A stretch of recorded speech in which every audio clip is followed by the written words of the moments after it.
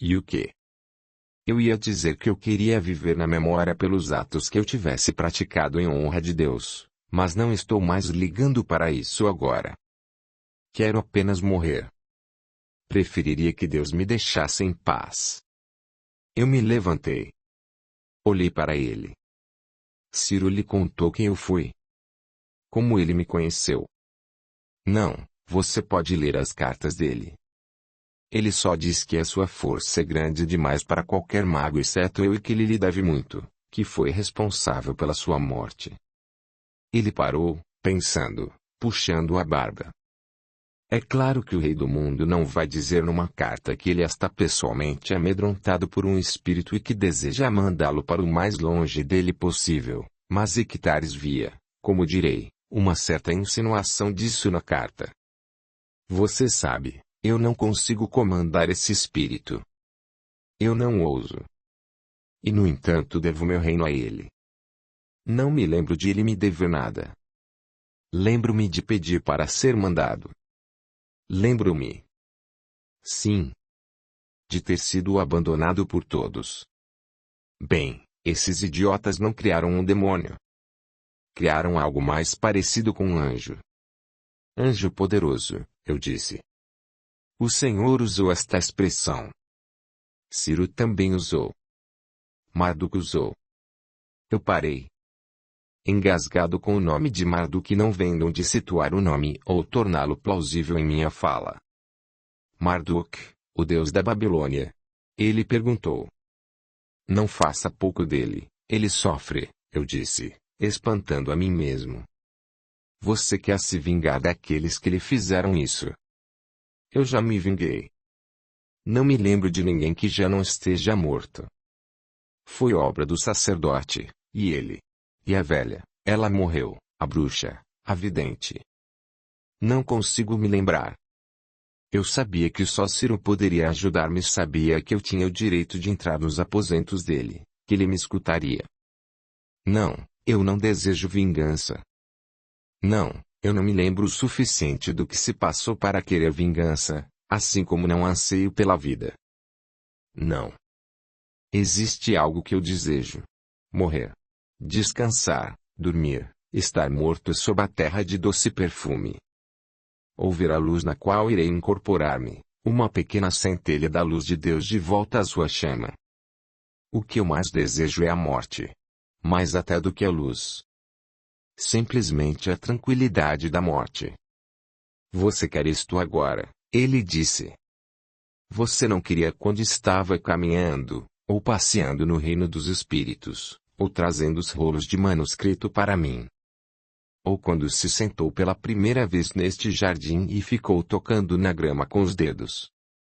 Isso porque o Senhor é um bom homem, eu disse.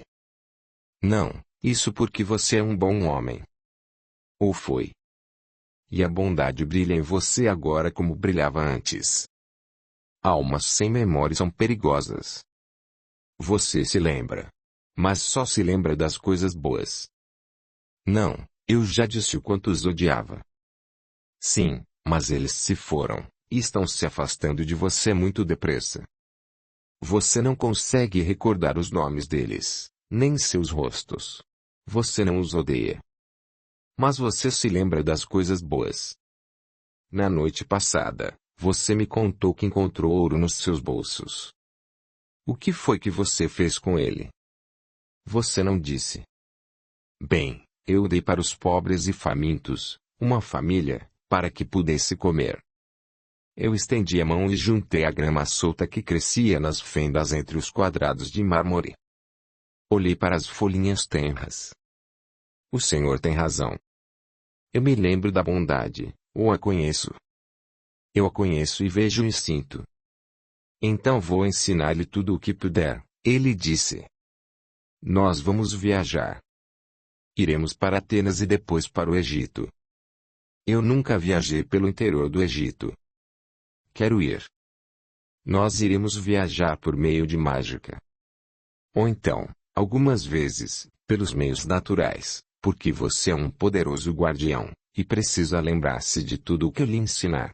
Sua tendência à sua fraqueza, é fugir da dor esquecendo-a, e quando eu morrer, você sentirá uma certa dor. Ele ficou calado. Acho que as lições tinham terminado por hora. Ele fechou os olhos. Mas eu tinha uma coisa urgente para perguntar. Então pergunte, antes que eu durma. Aqueles cananeus, que lançaram esta maldição. Eles eram hebreus. Não, na verdade, ele disse. Não hebreu como você. O Jeová deles era um dentre muitos deuses, só que o mais forte, um deus da guerra, parece. Eles eram um povo antigo e acreditavam em outros deuses também. Você está contente em ouvir isto? Minha mente tinha divagado. Acho que estou, eu disse. Sim, estou. Mas eu agora não pertenço a nenhuma tribo. O meu destino é pertencer aos melhores mestres, pois sem eles eu posso esquecer tudo, posso divagar. Posso cessar de ver ou ouvir ou sentir. E não estarei morto, estarei simplesmente esperando por aquele que me invocar. Eu não vou viver muito, ele disse. Vou ensinar-lhe todos os truques que conheço e que você seja capaz de fazer, e vou ensinar-lhe como enganar os homens com ilusões e como enfeitiçá-los com palavras e atitudes. Isso é tudo que há. Lembre-se. Palavras, atitudes. É o abstrato. Não o particular. Você poderia transformar uma lista de nomes de cereais em um feitiço se a pronunciasse da maneira certa, sabia? Mas eu vou ensinar e você vai prestar atenção, e quando eu morrer? Sim. Vamos providenciar para que quando isso ocorrer, o mundo em geral possa ensiná-lo. Não espere demais de mim, eu disse. Eu olhei diretamente para ele, o que fizera raramente até então. O senhor quer saber do que eu me lembro? Eu me lembro de ter matado os beduínos e de ter gostado bem disso. Não tanto quanto das flores, de colhê-las, sabe, mas matar. O que se compara a isso na terra? Você está certo, ele disse. Precisa aprender que amar é melhor. Que ser bondoso é melhor ainda. Ao matar, você destrói um universo de crenças e sentimentos e gerações naquela única pessoa que você atou. Mas quando você faz um ato de bondade, é como atirar uma pedrinha no grande oceano e as ondulações se propagam para sempre, e nenhuma onda, nem mesmo aquelas que estão bem longe, na Itália ou no Egito, jamais será a mesma. A bondade tem muito mais poder do que o ato de matar. Mas você vai entender isso. Você sabia disto quando estava vivo. Ele pensou por um momento e então concluiu os conselhos do dia. Sabe, é uma questão de saber medir estas coisas. Quando você abate um homem, você não percebe todas as implicações da morte dele. Não na hora. Você sente o sangue ferver nas suas veias, pois mesmo como espírito você tem a forma de um homem. Mas quando você faz algo bom, você percebe o que fez. Você vê muitas vezes o que fez. E é isso que finalmente vence o desejo de matar. A bondade tem um brilho muito grande, ela é por demais. Inegável. Quando você saiu para caminhar, você a viu no rosto de muitas pessoas, não foi? A bondade. Ninguém tentou feri-lo. Nem mesmo os guardas do palácio. Eles o deixaram passar. Foi por causa de suas roupas e de suas maneiras? Ou você sorriu para eles também? Suas boas intenções estavam estampadas no seu rosto. Cada vez que você volta para mim, você está feliz e o seu espírito, não importa o que o tenha criado, tem uma grande capacidade de amar. Eu não respondi. No que você está pensando agora? Ele perguntou. Diga-me. Nos beduínos, eu disse. Em como foi divertido matá-los. Você é teimoso, ele disse. Ele fechou os olhos e adormeceu. Eu fiquei ali sentado, vigiando, e aos poucos adormeci também. Adormeci no meu corpo, ouvindo as flores próximas aos meus ouvidos, e olhando para os galhos da oliveira de vez em quando para ver os pássaros lá, e o som distante da cidade tornou-se música para mim. E quando eu sonhei, Foi com jardins, luz e árvores frutíferas e espíritos alegres com rostos cheios de amor. Palavras foram tecidas nos meus sonhos. E eu lhe darei os tesouros da escuridão e as riquezas ocultas em lugares secretos, para que você saiba que eu, o Senhor, que o chamo por seu nome, sou o Deus de Israel. Eu crio a luz e faço a escuridão, eu faço a paz e crio a maldade. Meus olhos se abriram, mas então eu sabia versos mais doces, e voltei a um estado de semissonolência feito de música e de salgueiros balançando ao vento. Capítulo 13. Eu viajei com Zurvan por 15 anos. Fiz tudo o que ele quis. Ele era rico, como eu disse, e muitas vezes ele desejou viajar simplesmente como qualquer homem, e nós fomos de navio para o Egito e depois voltamos para Atenas e outras cidades que ele tinha visitando na juventude e que tinha desistido de tornar a ver. Quase nunca ele deixava escapar que era um mago, embora de vez em quando fosse reconhecido por alguém com o dom da vidência. E quando chamado para curar os enfermos, ele fazia o que podia. Em todos os lugares por onde viajamos, ele comprou ou me fez tomar emprestado para ele, ou até mesmo roubar, placas e rolos de magia, que ele estudou e leu para mim e me fez decorar, reforçando ainda mais sua convicção de que toda a magia era mais ou menos a mesma. O fato de eu conseguir lembrar-me claramente desses anos é uma bênção, porque do tempo entre a morte dele e o presente eu tenho pouquíssimas lembranças. Eu sei que houve ocasiões, depois da morte de Zurvan, em que acordei sem memória e servi meus mestres com tédio, e algumas vezes os vi arruinarem-se e me diverti com isso, e de vez em quando carreguei eu mesmo os meus ossos para outro mestre. Mas tudo isso está indistinto, enevoado. Sem sentido. Zurvan tinha razão. Minha resposta à dor e ao sofrimento era esquecer. E a tendência dos espíritos é esquecer. Carne e osso, necessidades do corpo, é isso que inspira a memória no homem. E quando isso não existe, nada é doce de se recordar.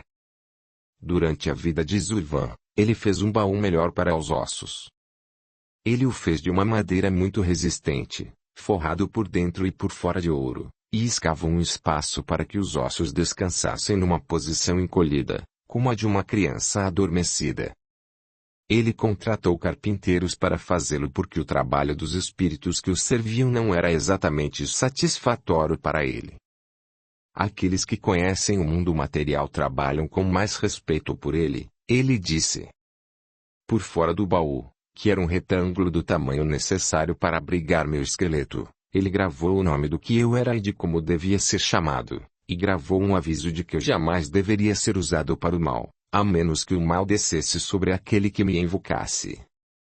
Ele alertou contra a destruição dos meus ossos, dizendo que todo poder sobre mim desapareceria com eles.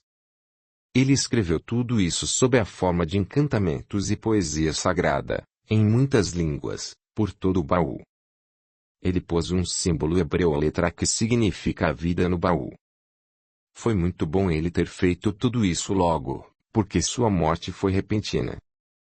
Ele morreu dormindo, e eu só fui chamado quando sua casa em Siracusa estava sendo atacada por ladrões e pessoas da aldeia que sabiam que ele não tinha parentes e que não tinham medo dele. E como ele não tinha deixado nenhum demônio velando seu corpo, eles saquearam a casa, encontraram o baú, falaram sobre os ossos e eu acordei. Matei todos que estavam lá, até a menor criança que vasculhava as roupas de Zurvan. Matei todos eles. Aquela noite, os aldeões chegaram para queimar a casa do mago na esperança de desfazer o seu mal. Fiquei contente com isso porque sabia que Zurvan, sendo grego de nascimento, embora um homem sem pátria nem tribo por escolha, queria que seus restos fossem queimados, e eu os tinha arrumado dentro da casa para que queimassem primeiro e depressa. Voltei para Mileto e prossegui minha viagem para a Babilônia embora não soubesse por quê. Eu lamentava por Zurvan. Só pensava em Zurvan. Sofria dia e noite, invisível, com um corpo físico, com medo de ir para os ossos e jamais conseguir sair deles, e arrastando meu esqueleto comigo através do deserto. Finalmente cheguei a uma cidade da Babilônia, mas me vi odiando-a e rejeitando-a, e sentindo dor a cada passo. Não vi nada que provocasse uma lembrança, só um sentimento. Parti logo em seguida e voltei para Atenas, onde Zurvan tinha nascido. Encontrando uma pequena casa, eu preparei um esconderijo seguro para os ossos bem abaixo dela e então entrei neles. E fez-se a escuridão. Muito tempo depois, eu acordei com lembranças vagas de Zurvan, mas me lembrando de todas as suas lições, só que já era outro século. E talvez eu me lembrasse sempre de suas lições. Acho que isto pode ser o motivo último da minha revolta, o fato de me lembrar de suas lições e de detestar a perversão delas. De uma forma ou de outra, eu fui invocado em Atenas. Os soldados de Felipe II da Macedônia tinham invadido Atenas e vencido os gregos, e Felipe, o bárbaro, como o chamavam, estava pilhando a cidade, e nesse processo os ossos foram desenterrados. Quando eu apareci, foi na tenda de um mago macedônio e ele ficou quase tão espantado ao me ver quanto eu fiquei ao vê-lo. Eu não me lembro quase nada dele. O que me lembro é da qualidade vibrante do mundo, do prazer de ser matéria de novo, de sentir o gosto da água, e de querer ser uma coisa viva, ainda que apenas uma imitação. Eu também conheci a minha força descomunal, e guardei este segredo do meu mestre, apenas obedecendo tranquilamente às suas ordens tolas. Ele era um mago de segunda categoria. Eu passei dele para vários outros. Minha lembrança seguinte só ocorreu porque Gregory Belquinha despertou em mim. Que eu estava na Babilônia quando Alexandre, o Grande, morreu.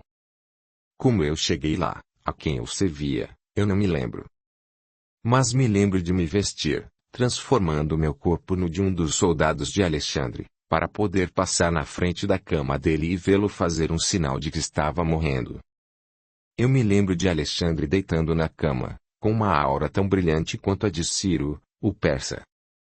Mesmo morrendo ele era muito bonito e estava estranhamente lúcido. Ele estava observando-se morrer e não lutava para viver. Não estava louco para viver. Era como se ele soubesse que era para ser o fim da sua vida. Eu não me recordo se ele soube que um espírito tinha passado por ele, já que eu estava materializado e completo. Eu me recordo de ter voltado para o meu mestre e de então dito a ele, sim, o conquistador do mundo está morrendo, e parece que esse mestre era velho e grego também e que chorou. Eu me recordo de ter colocado meu braço em volta dele para consolá-lo. Eu não iria lembrar-me de tanta coisa se não fosse pelo fato de Gregory gritar o nome de Alexandre com tanta fúria em Nova York e declarar que Alexandre era o único homem que tinha realmente mudado a face do mundo. Eu agora podia rememorar outros mestres. Tirar do caldeirão da memória fragmentos de lembranças. Mas não existe dignidade nem magia nem grandeza que me atraia, que me dê vontade de contá-la. Eu era um garoto de recados, um espírito enviado para espionar, roubar, às vezes até para matar. Eu me lembro de matar. Mas não me lembro de sentir remorsos. Não me lembro de servir a ninguém que eu achasse incrivelmente mal. E me lembro de ter matado 2 mestres em diferentes ocasiões, ao acordar, porque eles eram homens maus. Mas isto é nebuloso, como eu disse, não está muito claro para mim. O que eu me lembro em seguida e com muita nitidez, o que me lembrei há poucas semanas atrás quando acordei nas ruas geladas de Nova York para testemunhar o assassinato de Esther Belkin, o que me lembrei imediatamente com toda clareza foi do último mestre, Samuel de Estrasburgo, assim chamado em homenagem ao profeta, é claro. Samuel era um líder e um mago entre os judeus de Estrasburgo. Eu só me lembro de tê-lo amado e as suas 5 belas filhas, e não me lembro dos detalhes do começo nem do meio, mas apenas dos últimos dias, quando a peste negra chegou, quando a cidade tornou-se caótica e os poderosos gentes ordenaram que todos nós, judeus, partíssemos porque as autoridades locais talvez não pudessem proteger-nos da multidão.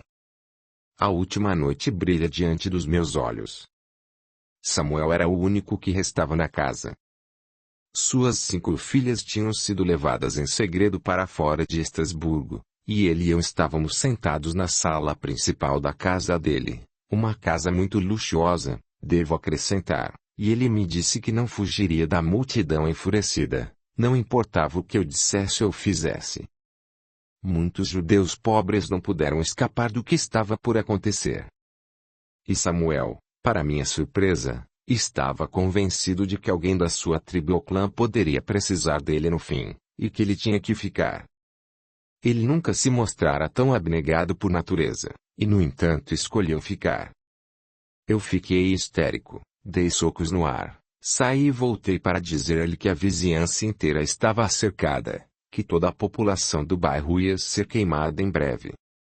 A história do mundo não era um mistério para mim, e nem Samuel. A essência do homem estava vívida na época e está agora. Eu tinha conseguido ouro para ele em abundância. Eu tinha espionado seus associados nos negócios. Eu tinha sido a fonte de sua imensa e sempre crescente fortuna.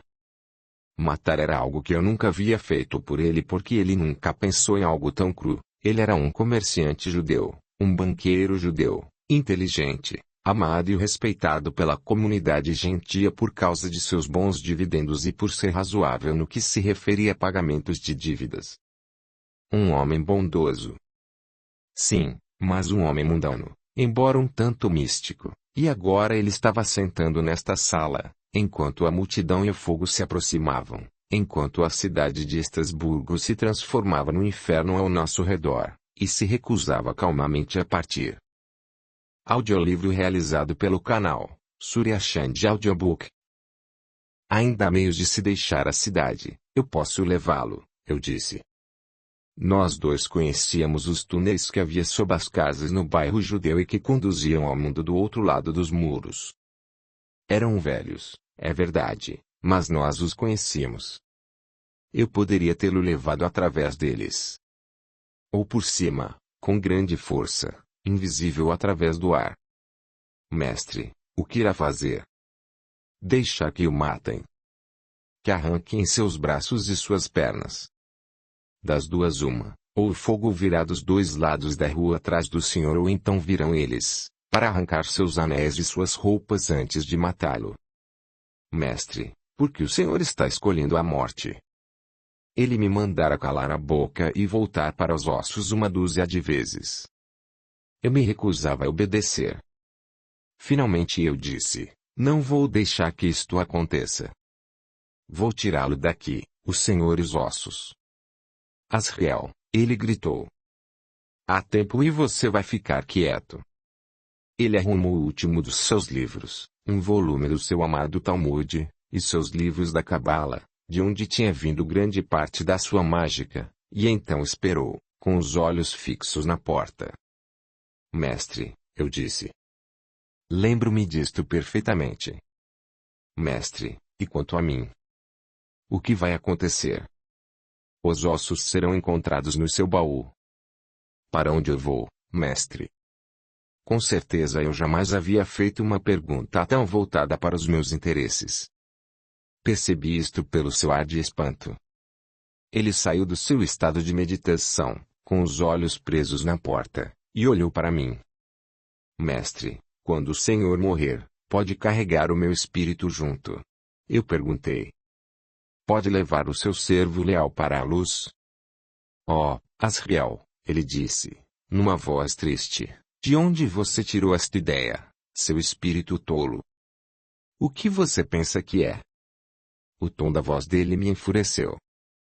A expressão do rosto dele me enfureceu.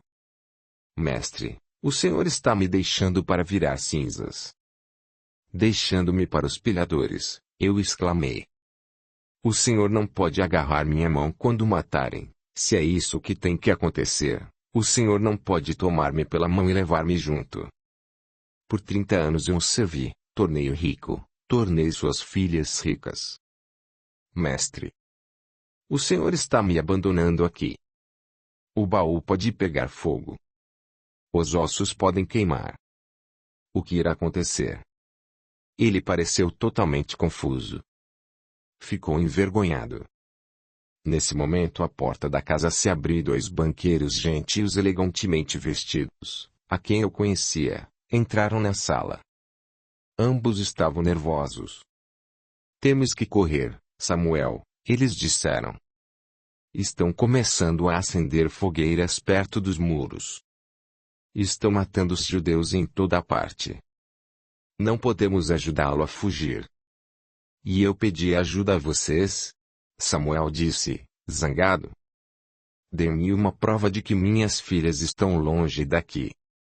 Nervosamente, eles colocaram uma carta na mão dele.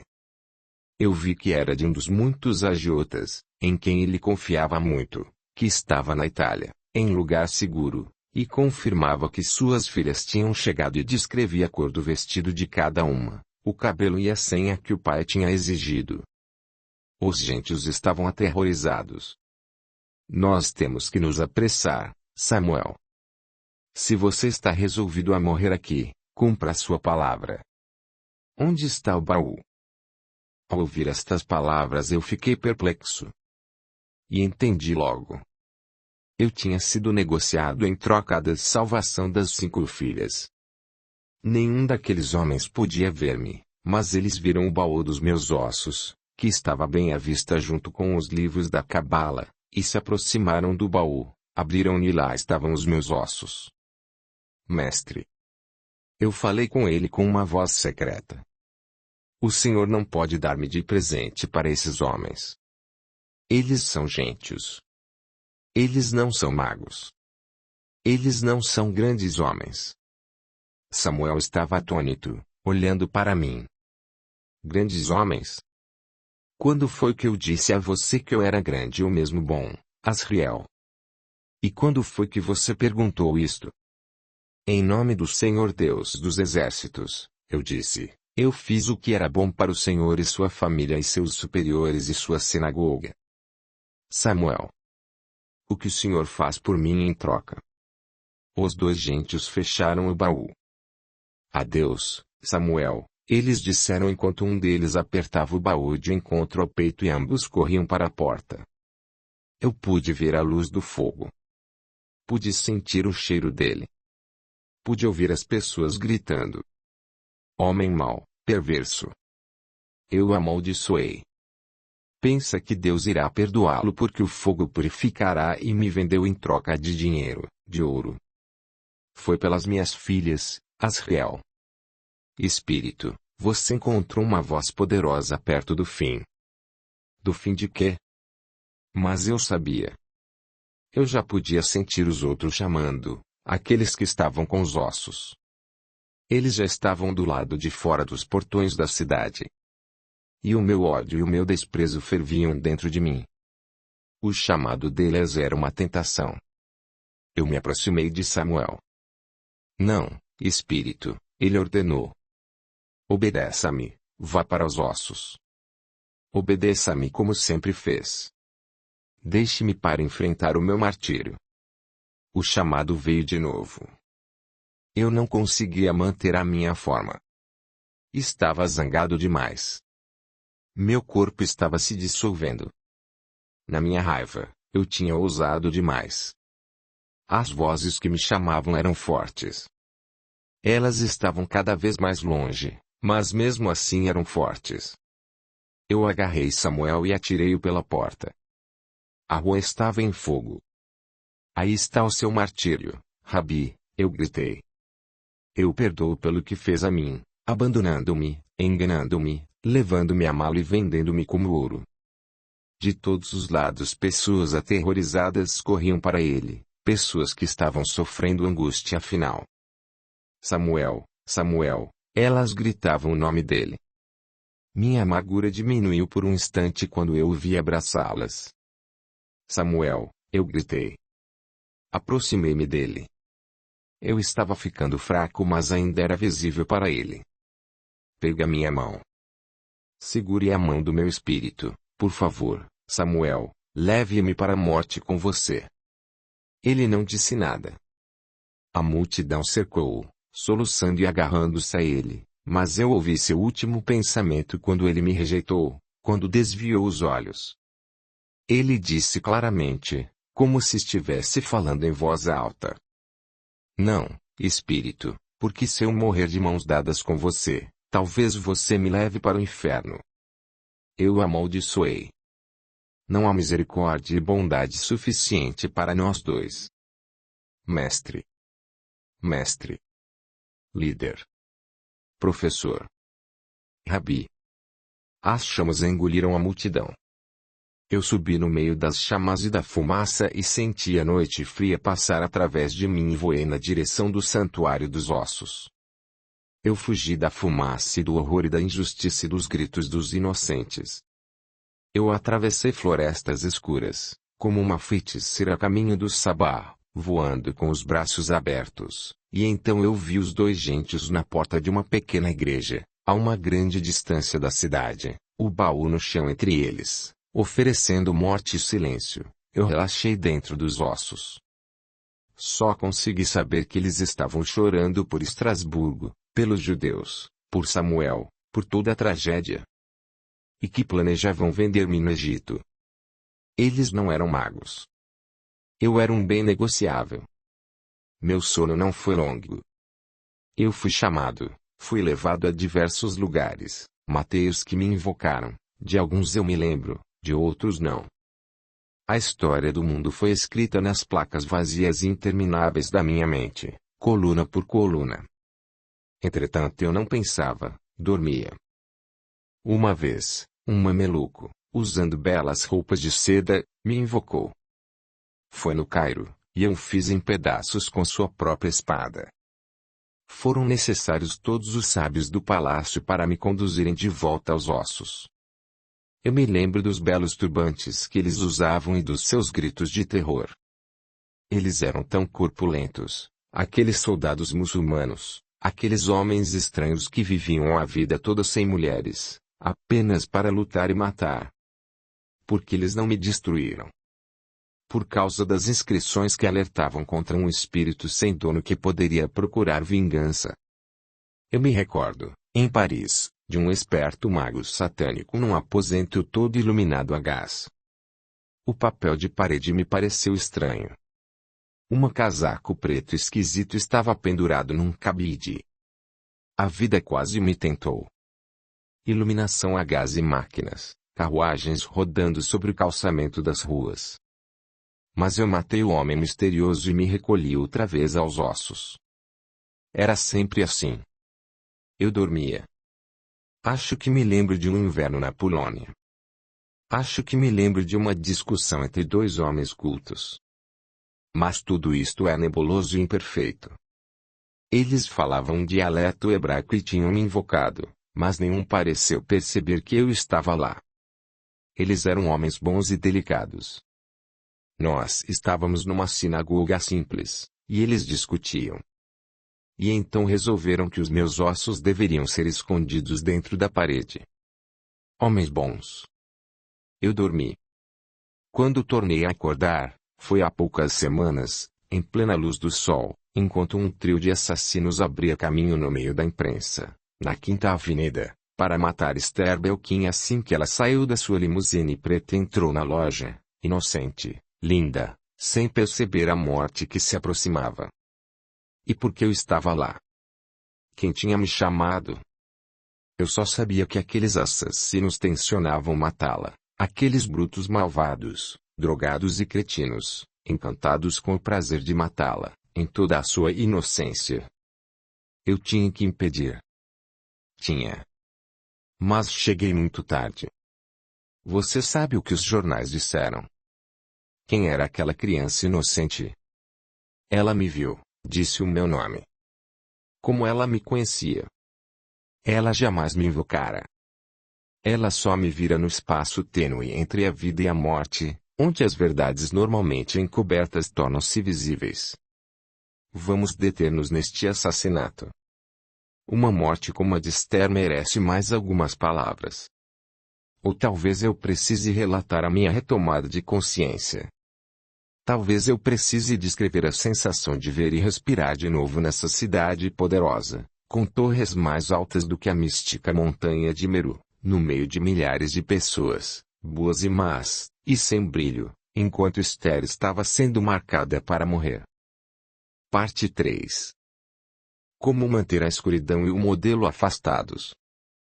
Como manter a escuridão e o modelo que afetam todo o homem afastados, no muro, onde o chapéu sai do tutano e boceja. Como manter a cabeça acima do grito e acima do buraco onde o modelo nasce. Como as ligas lavando seus corações e espremendo-os apenas para vê-los voltar à forma antiga, espelhos amorosos dos homens, lâminas afiadas, língua e pestana de coisa doce cambaleando ao lado da porta na sombra larga, como manter a escuridão afastada. Uma única bala atirada, coberta ou nua, deve penetrar cada ser, cada relógio, afiada por arte ou vinho, como enfiar a agulha, o pano. Como tomar o modelo que afeta todo homem e não perder nada quando arrancá-lo. Stan Rice, Somilame, 1975. Capítulo 14. Agora siga-me, por favor, neste despertar. Os Eval na luz clara do dia invernal. Veja como eles brilham. Foi assim que eu os conheci. Isto foi uma piada para eles porque a palavra que eles usavam para o mal era Evil e o nome deles era Eval. 3 irmãos nascidos no Texas, contratados para matar a moça rica. Eles caminhavam pela avenida cheia de gente, banhados pelo sol do meio-dia, brincando, rindo, passando cigarro entre eles, arrogantes e animados para a matança. Como eles gostavam de se ver refletidos nas vitrines das lojas, e ali era Nova York. A maior cidade do mundo, a única cidade de que os Eval gostavam, além de Las Vegas, para onde eles irão com seu dinheiro depois de apagá-la, o que na língua deles significava matá-la. Eles não queriam voltar para o Texas. Quem podia saber quais os trabalhos que o homem poderia ter para eles? Mas primeiro eles tinham que matá-la. Eu podia sentir a maldade natural deles, com quase a mesma pureza com que eles a sentiam. Billy Joel Eval no comando, com o revólver no bolso, além do furador longo e afiado, um furador tão cruel, com uma lâmina de aço arredondada. E Dobby Eval, bem atrás com a Redem Eval, chupando uma madeira, eles caçoaram dele, e todos tinham aquelas armas afiadas, longos furadores de aço, tão preparados para matá-la, mas quem era ela? Tinha que haver uma razão para eu estar vendo aquilo tudo. Tinha que haver uma razão para eu estar ali no meio da cidade de Nova York, respirando os odores de Nova York como se estivesse vivo, e visível, quando não estava nem uma coisa nem outra, só sabendo que um gênio sempre sabe. Que ele foi de novo chamado à ação, que mais uma vez seus olhos e sua mente se abriram para um mundo vibrante e vital. Você sabe o quanto eu era rebelde, eu contei para você, o quanto eu era indiferente. Com que indiferença eu fazia um mestre desprezível em pedaços. Mas o que estava acontecendo ali? Odiar aqueles monstros rústicos era muito fácil. Eu passei ao lado deles. Eu os vi de perto no seu disfarce de jaquetas acolchoadas de nylon e calças esfiapadas de algodão, sapatos cheios de pregos e ganchos para os cadarços. Billy Joel estava louco para vê-la. Mal podia esperar para se aproximar dela, e só Hayden vacilava, com medo de dizer ao irmão que não estava gostando muito daquilo, de matar a garota. Se ao menos eles soubessem quem os estava pagando. Quem havia pago a eles? Um homem, através de um homem, através de um homem, Dobby Eval disse, como se vocês já não soubessem. De repente, eu senti meus pés tocarem o chão. Mas eu estava transparente demais para que alguém me visse, tomando forma devagar, seguindo-os, me aproximando tanto deles que se eu estivesse visível eles me veriam, caso olhassem para trás, e eu não sabia ao certo se podia ou não ser visto por alguém. Quem está me comandando? Eu murmurei. Senti meus lábios moverem-se. A rua estava apinhada de gente e a riqueza apertava o cerco ao meu redor como se ali fosse o mercado da Babilônia no Ano Novo ou os bazares de Bagdá ou Istambul. Através do vidro, eu via as deusas sem rosto, de plástico branco, da moda, com suas magníficas peles e franjas, rubis verdadeiros, sapatilhas mágicas feitas de finas tiras de aço para prender o pé de forma agradável. E tudo isso sem nenhuma explicação. Bem, você já me conhece bem agora, o quanto eu me deixo levar pelos sentidos. Entregue-me o mundo numa taça que eu beberei. Mas o assassinato da moça, isto tinha que ser impedido. Eu me acerquei deles, andei no meio deles, mas eles ainda não podiam ver-me, embora eu estivesse sentindo a forma do meu corpo, o calor dele, a densidade cada vez maior. Sim, eu estava mesmo ali, não se tratava de nenhum fantasma terrível ao sabor do vento. Eu senti o calor da calçada e algo como o ruído dos meus passos com sapatos de couro, e só desejei que eles fossem comuns como os deles. Eu sabia que aquele cheiro ruim vinha das máquinas da rua e quando ergui os olhos, vi as torres alcançando as nuvens em pleno dia, e no entanto luzes brilhavam em toda parte, nas janelas, atrás de avisos luminosos, tudo movido a eletricidade. Que mundo moderno era aquele, apinhado de riquezas? Que cidade era aquela, com o anão corcunda e o aleijado usando roupas finas e ouro, e a mulher berrando num canto, completamente louca, abrindo a blusa de seda pura para mostrar os seios? Alguém atirou da esquina. Hordas de rapazes vestidos com ternos escuros e severos, gravatas no pescoço, caminhando apressadamente, embora obviamente desconectados, separados, sem trocar um único olhar. Os Eval riram. Ouçam o que eu estou lhes dizendo, esta tal de Nova York é incrível, olhem só para ela, vocês viram isso? Agora, essa garota que nós vamos apagar, ela não é doida assim, de jeito nenhum, agora vocês fazem o que eu disse. Fazer o que você disse? O irmão Hayden praguejou. Eu estava grudado neles, podia sentir o cheiro do suor e do sabonete barato que eles tinham usado para tentar tirá-lo, e podia sentir o cheiro dos revólveres deles, mas aquele não era o meio, o revólver, a bala, a explosão. Eu tentei saber de tudo o mais rápido possível. Eles iam usar os furadores de pontas afiadas que cada um carregava por baixo da roupa. Por que vocês vão fazer isso com ela? Eu devo ter falado alto, porque Billy Joel parou, erguendo o ombro direito, esticando os cantos da boca para baixo, enquanto encarava Hayden e depois dizia a ele: quer calar a boca, seu desgraçado? Eu estou dizendo que nós não podíamos ter saído daqui de nenhuma outra maneira a não ser esta. Claro, nós acabamos com ela e depois simplesmente saímos correndo, como criancinhas, apenas corremos.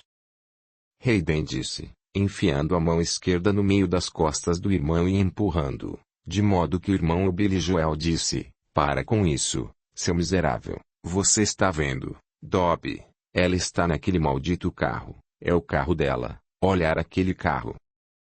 Os três se juntaram e eu fiquei para trás, ainda invisível mas totalmente formado, ou talvez eu devesse dizer conformado para o olhar dos homens ao meu redor.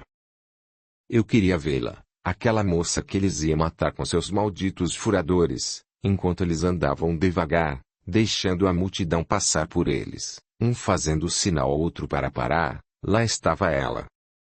Tinha chegado a hora. Olha. Está vendo a limusine preta ali na esquina, e o motorista de cabelo branco abrindo a porta para ela. Esther. O cabelo, um manto de cachos escuros, cabelo negro, tão negro quanto o meu, e os olhos maiores, e os brancos dos olhos tão brilhantes que pareciam feitos de pérolas, e o longo pescoço branco nu até a elevação dos seios sob um casaco pintado com as listras de um animal, não para se parecer com o próprio animal, mas para parecer com as listras pintadas de um animal. Ela nem os notou, aqueles três horrores comuns e visíveis que iam apagá-la. A multidão moveu-se e se desviou, abrindo um caminho para ela. O que posso fazer? Resmunguei. Parar todo mundo. Porque ela deve morrer, por que razão? Eu não queria testemunhar isso.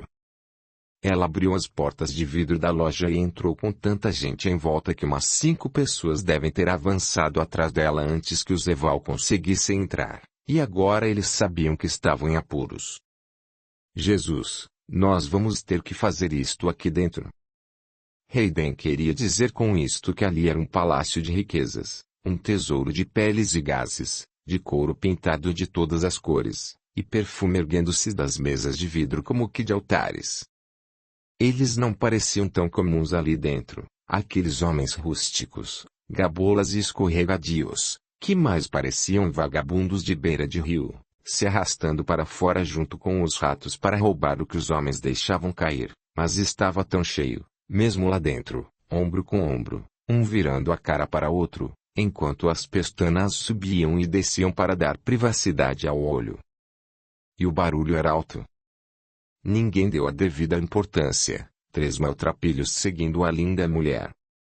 E ela, uma jovem rainha de cabelos negros e brilhantes, e casaco pintado, subindo os degraus da loja, o rosto inocente e alegre enquanto estendia a mão para pegar uma longa echarpe preta, uma echarpe bordada de contas, uma coisa bonita e brilhante, e agarrou com os dedos, pendurada num gancho, uma echarpe cheia de flores escuras bordadas e desenhos cintilantes, linda, como se feita para ela.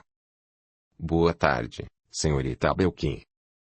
Então a rainha tinha um nome, e os comerciantes desta época não eram menos espertos do que os de qualquer outra época. Mas eu vi que Billy Joel tinha atacado. Naquele único segundo ele tinha apunhalado suas costas delicadas, Hayden havia atacado pela esquerda, e Dobby, tão nervoso quanto Billy Joel, enfiou seu furador pela direita, de forma que os 3 ferimentos foram feitos ao mesmo tempo, e a vida dentro dela murchou, e a linguagem nela morreu, mas não seu coração. Seus pulmões encheram-se de sangue. Gênios do crime, esses assassinos baratos. Eles se afastaram imediatamente dela, antes mesmo que ela caísse, não se dando ao trabalho de correr, saindo pela porta antes mesmo que ela cambaleasse até o mostruário de vidro. A echarpe ainda na sua mão direita. A mulher se inclinou. Senhorita Belkin? Eu tinha que segui-los.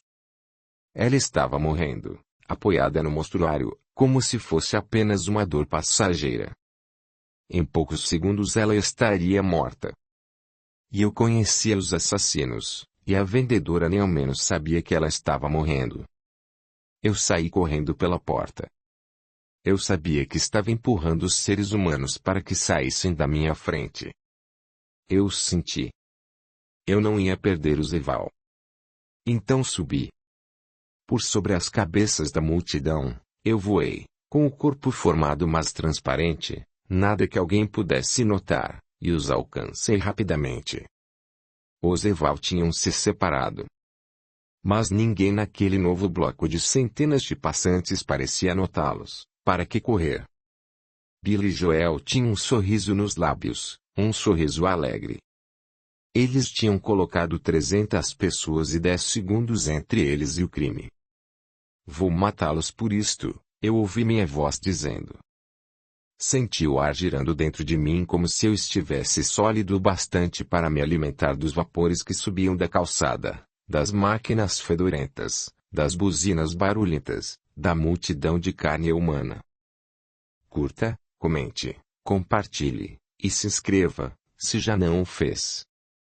A gratidão é o caminho da evolução. Venham até mim, roupas iguais às dos meus inimigos, já que sou feito de carne. Eu desci bem na frente de Billy Joel. Agarre o furador. Mate-o. Vi meus dedos fecharem-se em volta do pulso dele. Ele não chegou a me ver direito, só sentiu o osso quebrar. Quando ele gritou, o irmão se virou. Eu enfiei o furador em Billy Joel, tirei-o da cintura dele pelo cabo de madeira e enterrei-o bem fundo por cima da camisa, do jeito que ele o havia enfiado nela, só que diversas vezes. Atônito, ele cuspiu sangue. Morra, seu cão imundo, você matou aquela moça, agora você morre. Hayden veio na minha direção, direto no furador, sem nenhum problema, e eu dei 3 golpes rápidos nele, um deles no pescoço. Pessoas passaram por nós sem mesmo virar a cabeça. Outros estavam olhando para Billy Joel caído no chão. Agora só faltava Dobby e Dobby tinha fugido. Ele os tinha visto cair e estava correndo mais rápido que um humano pode correr no meio de uma multidão. Eu estendi o braço e o agarrei pelo ombro. Espere aí, homem, ele disse para mim. Eu enfiei o furador no peito dele, as mesmas 3 vezes, para fazer bem feito, e empurrei-o de encontro à parede. As pessoas desviavam de nós, olhando para outro lado. Ele caiu morto na calçada, e uma mulher praguejou quando pulou por cima da perna esquerda dele. Agora eu entendi a genialidade do crime deles naquela cidade apinhada de gente. Mas não havia tempo para pensar nisso. Eu tinha que voltar para perto de Esther. Meu corpo estava formado, eu estava correndo, e tive que ir abrindo caminho, como qualquer ser humano, sólido, de volta às portas de vidro do palácio. O ar estava cheio de gritos. Homens corriam para dentro do empório de roupas. Eu empurrei para chegar mais perto. Podia sentir meu cabelo negro embaraçado. Podia sentir minha barba. Todos os olhos estavam fixos nela. Ela saiu, deitada numa maca forrada de branco. Eu vi a cabeça dela caída para o meu lado, seus olhos grandes e vidrados, com aquele branco de pérola tão puro, a boca escorrendo sangue como uma velha fonte. Só um filete. Homens gritavam com outros para recuarem. Um velho berrava a plenos pulmões, curvando-se ao vê-la. Era o motorista, o guarda-costas, talvez, o homem de cabelos brancos. O rosto dele estava contorcido, as costas curvadas. Ele se inclinou e gritou. Ele gritou num dialeto hebraico. Ele a amava. Eu me aproximei dela cautelosamente. Um carro branco chegou correndo, com cruzes vermelhas pintadas e luzes girando no teto. As sirenes eram indescritíveis. Parecia que os furadores estavam entrando pelos meus ouvidos, mas eu não tinha tempo para me preocupar com minha dor. Ela ainda estava viva, respirando. Eu tinha que contar a ela. Eles a levaram para dentro daquele carro, erguendo-a bem alto, como uma oferenda para a multidão. Ela entrou pelas portas traseiras, seus olhos procurando alguém, alguma coisa. Reunindo toda a minha força, eu afastei os outros do meu caminho. Minhas mãos, realmente minhas, bateram na longa janela de vidro do carro branco. Eu olhei pelo vidro. Senti o nariz apertado de encontro a ele. Eu a vi. Seus grandes olhos sonolentos cheios de uma morte sonhadora, eu a vi. E ela disse alto, eu ouvi, um suspiro erguendo-se como um fio de fumaça. O servo. Asriel, o servo dos ossos. A porta estava aberta. Os homens que cuidavam dele estavam curvados sobre ela. O que foi, querida? O que foi que você disse? Não a faça falar. Ela olhou para mim pelo vidro, e tornou a dizer, eu vi os lábios dela moverem-se. Ouvi a voz dela. Ouvi o pensamento dela. Asriel, ela murmurou. O servo dos ossos. Eles estão mortos, minha querida, eu gritei. Ninguém ao meu redor, espremendo-se tanto quanto eu para vê-la, se importou com o que eu disse. Ela e eu, nós olhamos um para o outro. Então sua alma e seu espírito arderam por um instante, juntos e visíveis, a forma completa do seu corpo sobre ela, cabelos como asas, o rosto sem expressão ou afastado da terra para sempre, quem pode saber, e então ela partiu, subiu, numa luz ofuscante. Eu me protegi da luz, depois tentei vê-la de novo. Mas ela já tinha desaparecido. O corpo era um saco vazio. As portas foram fechadas. A sirene tornou a ferir os meus ouvidos. O carro saiu roncando, forçando os outros carros a sair da frente. Pessoas se mexeram, suspiraram e resmungaram ao meu redor. Eu fiquei imóvel na calçada. A alma dela tinha partido. Eu olhei para cima. Joelhos bateram na minha perna. Alguém me pisou com força. Eu estava usando o mesmo tipo de sapato que os meus inimigos. Eu fui quase derrubado do meio-fio. O carro estava fora da minha vista e os Eval estavam mortos a menos de 30 metros dali. No entanto, ninguém sabia disto naquela confusão, de tanta gente que havia, e eu pensei, sem contexto, sem razão, do que se dizia sobre a Babilônia depois que Ciro a conquistou, aquela observação engraçada que o historiador grego Xenofonte tinha feito, ou seria Heródoto, que a Babilônia era tão grande e tão cheia de gente que as pessoas que estavam no centro da cidade levaram 2 dias para ficar sabendo que ela havia sido tomada. Bem, não eu. Um homem disse, você sabe quem era ela? Isto era inglês, sotaque de Nova York, e eu me virei como se estivesse vivo e fosse responder, só que havia lágrimas nos meus olhos. Eu queria dizer. Eles a mataram.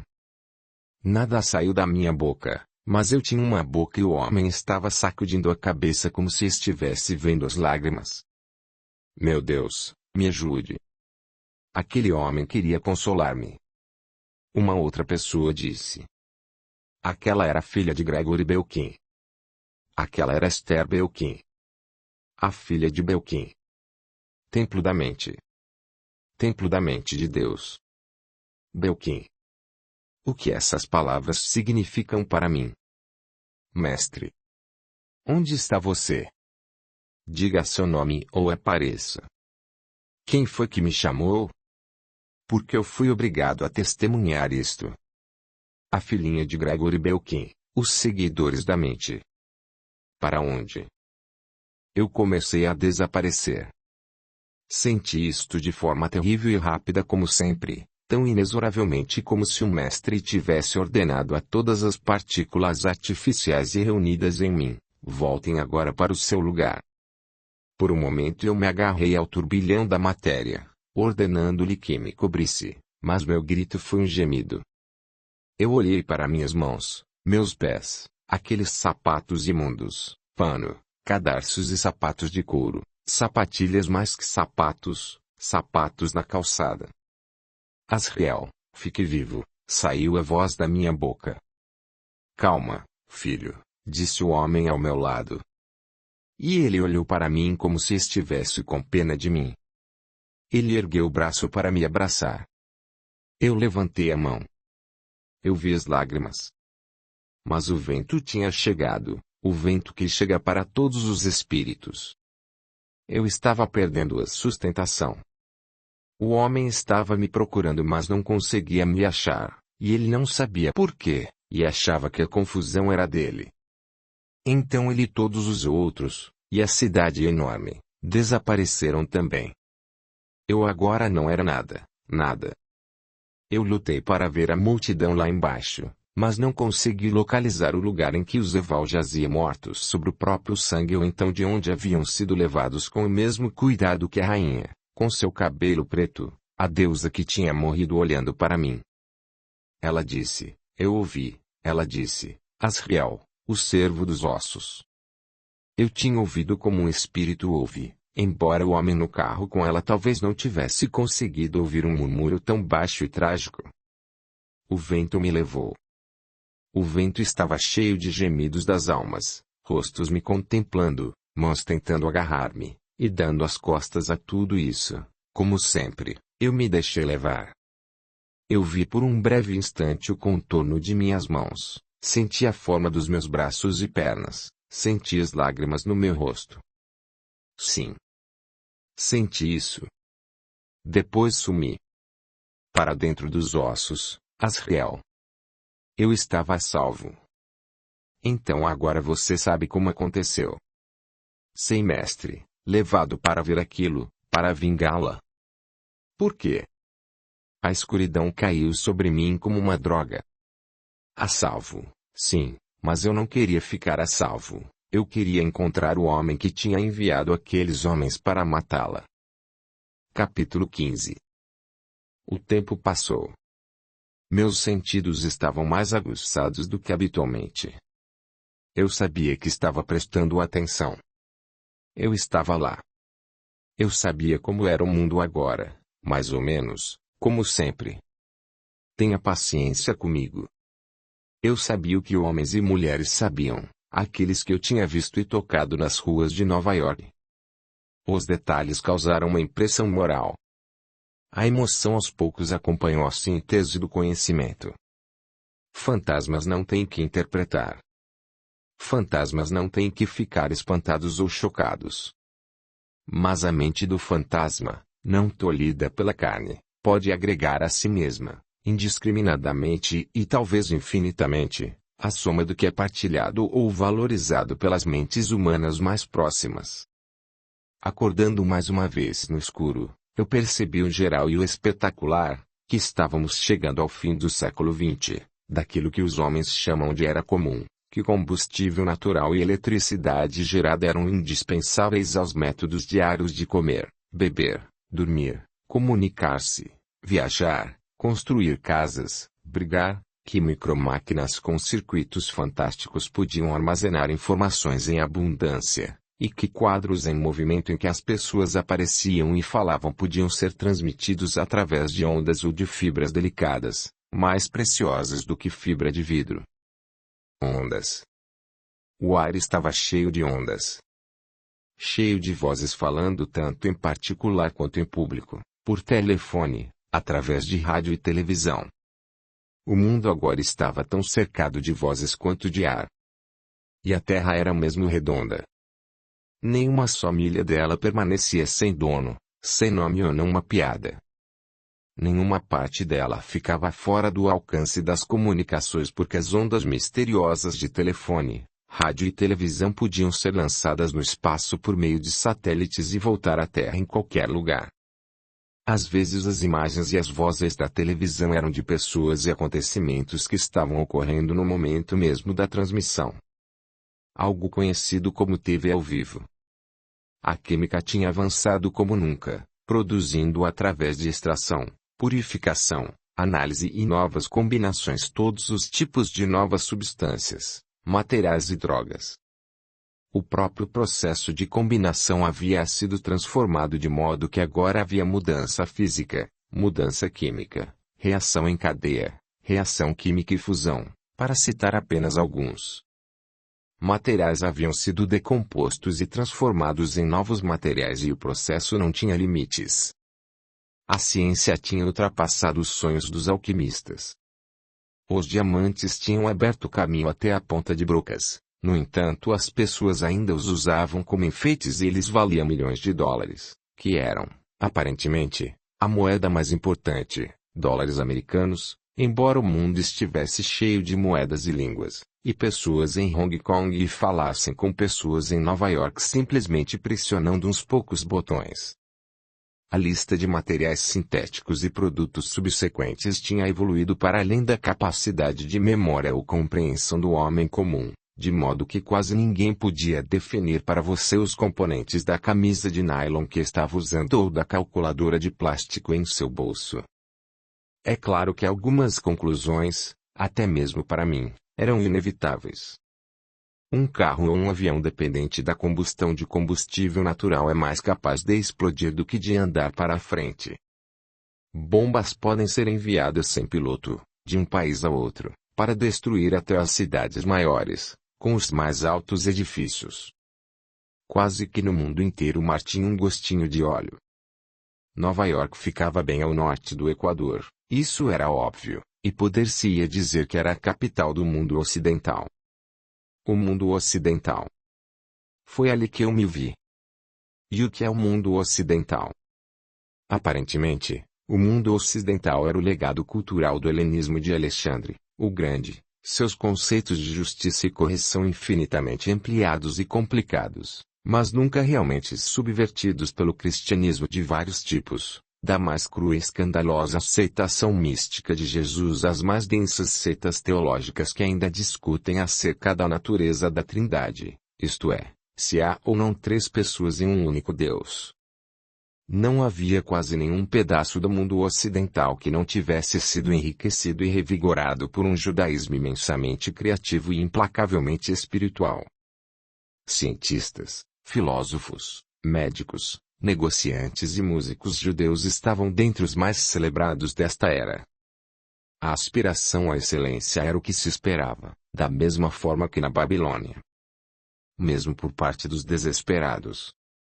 A lei natural e a lei criada pela razão tinham se tornado valores comuns. A lei revelada e a lei herdada, por outro lado, tinham se tornado suspeitas e sujeitas à discussão, e todos os homens agora eram iguais. Isto é, a vida de um camponês era tão preciosa quanto a vida da rainha da Inglaterra e do seu primeiro-ministro. Tecnicamente, legalmente, não havia escravos. Poucos tinham certeza quanto ao sentido da vida, tão poucos quanto na época em que eu vivi. Uma vez, quando era menino, eu li o seguinte lamento em sumério. Quem algum dia soube dos desígnios do céu? Qualquer homem ou mulher das ruas de Nova York poderia ter pronunciado as mesmas palavras. Este mundo ocidental, este legado do helenismo, mesclado com o judaísmo e o cristianismo sempre em evolução, tinha florescido espetacularmente nas regiões setentrionais do planeta, tanto na Europa quanto na América, utilizando, de certa forma, a tenacidade e a ferocidade daqueles habitantes das matas e das estepes, mais altos, mais peludos e normalmente mais louros, que não aprenderam a ser humanos no Éden, e sim em terras onde depois do verão vinham o frio e a neve, ferozes. Todo o mundo ocidental, inclusive seus recantos mais tropicais, vivia agora como se o inverno pudesse chegar a qualquer momento, e isolá-lo ou mesmo destruí-lo. Das cidades próximas à calota polar ao norte, até as margens das florestas do Peru, as pessoas viviam em enclaves planejados e mantidos por máquinas, microchips e microbiologia, cercados por excedentes de energia, combustível, objetos de decoração, e vestuário, e comida. Ninguém queria sofrer de escassez de alguma coisa, nunca mais, e isto inclui informação. Armazenamento. Arquivos. Bancos de dados. Disco rígido, disco flexível, fita de backup, hardcopy, tudo que valesse alguma coisa era de certa forma duplicado e guardado. Era basicamente a mesma teoria que havia criado os arquivos de placas de argila na Babilônia, que eu havia estudado. Não era difícil de entender. Mas apesar de todos esses incríveis avanços, no meio dos quais Esther Belkin tinha me atraído para ela como um imã, e mesmo agora parecia atrair minha consciência para ela, ainda havia o velho mundo.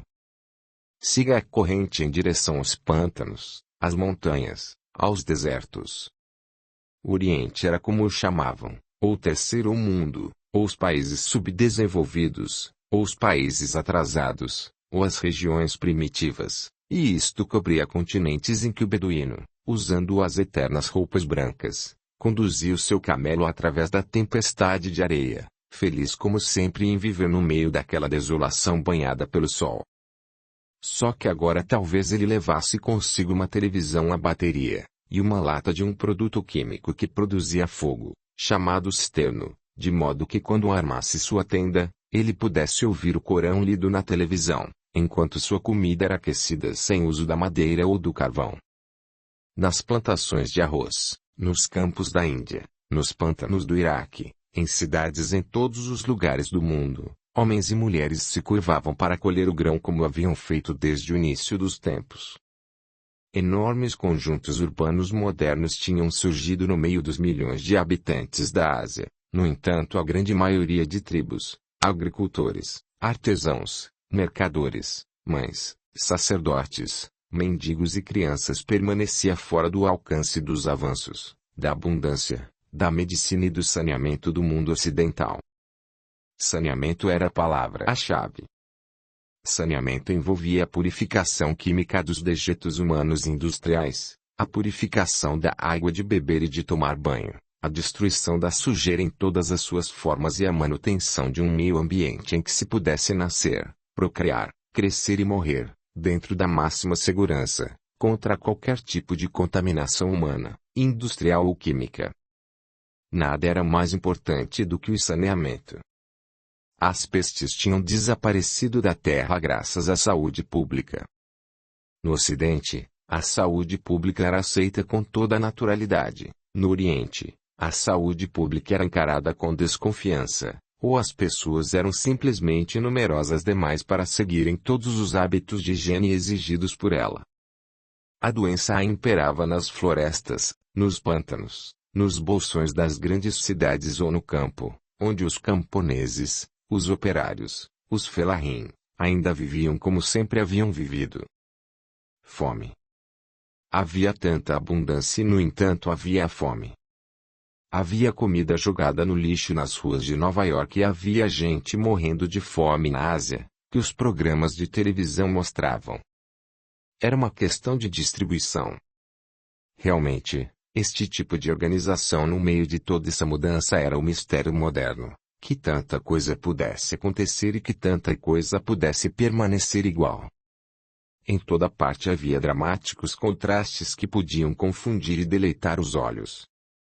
Os homens santos da Índia andavam nus ao lado dos automóveis, nas ruas apinhadas de Calcutá. As pessoas no Haiti deitavam no chão, morrendo de fome, enquanto viam os aviões passarem no céu. O rio Nilo atravessava a metrópole do Cairo, onde os prédios de aço e vidro eram tão altos quanto os de Manhattan. Entretanto, as ruas estavam apinhadas de homens e mulheres vestindo camisolões de algodão, brancos ou pretos, tão simples quanto as roupas usadas pelos israelitas quando o faraó permitiu que o povo partisse. As pirâmides de Gizé permaneciam como sempre, só o ar ao redor delas é que estava poluído pela fumaça dos automóveis e a cidade moderna estendia-se quase até os pés delas. A pouca distância de prédios refrigerados havia bolsões de selva onde os homens não sabiam nada a respeito de Jeová, Alá, Jesus ou Shiva, ou de ferro, cobre, bronze ou ouro. Eles caçavam com lanças de madeira e veneno de répteis, espantando-se de vez em quando com a visão de grandes escavadoras mecânicas derrubando a floresta que era o mundo deles. Um rebanho de cabras nas montanhas da Judéia ainda era exatamente igual a um rebanho de cabras na época de Ciro da Pérsia. Pastores cuidando de ovelhas do lado de fora da cidade de Belém ainda eram exatamente iguais aos dos tempos de Jeremias, o profeta. Embora Oriente e Ocidente se comunicassem e interagissem continuamente, de alguma forma cada um resistia ao outro. Os cheques do deserto, ricos por causa do petróleo descoberto sob suas areias, ainda usavam seus turbantes e vestes enquanto viajavam em seus automóveis. Uma grande quantidade de mulheres no mundo ainda vivia quase que inteiramente dentro de casa e só andava na rua com o rosto coberto. Na cidade de Nova York, capital do Ocidente e cidade preferida pelos mais inteligentes e poderosos, a pessoa comum era ao mesmo tempo inteiramente confiante e inteiramente ignorante em relação à ciência. Que pessoa, em qualquer parte do mundo, sabia o significado exato de código binário, semicondutor, tríodos, eletrólito raio laser? Nos altos escalões, uma elite tecnológica com os poderes de um sacerdócio lidava com o invisível com a mais perfeita fé. Íons, nêutrons, raios gama, luz ultravioleta e buracos negros no espaço. Ícones brilhavam para mim quando despertei, brilhantes como os olhos de Esther quando ela morreu. Servo dos ossos, ouça, ela poderia ter dito. Servo dos ossos, venha, veja.